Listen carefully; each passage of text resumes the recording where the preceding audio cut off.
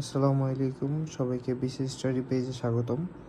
আমাদের আজকের topic English literature এর বেন জনসনের বিখ্যাত সাহিত্যকর্ম মনে রাখার সহজ টেকনিকটি হলো save tub.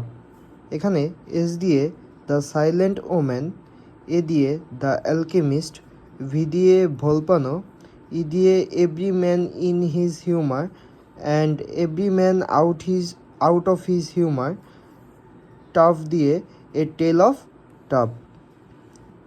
Note, a tale of tub comedy লিখেছেন বেন জনসন, আর a tale of tub novel লিখেছেন জনাথন সুইফট।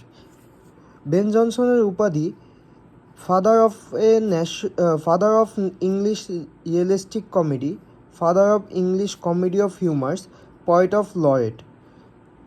তার সম্পর্কে আরও কিছু তথ্য: শেক্সপিয়ার ছিলেন বেন জনসনের every man in his humour নাটকের অভিনেতা। সবাইকে ধন্যবাদ বিসিএস স্টাডি পেজের সাথে থাকার জন্য। সবাই দয়া করে বিসিএস স্টাডি পেজটি ফলো করে দেবেন।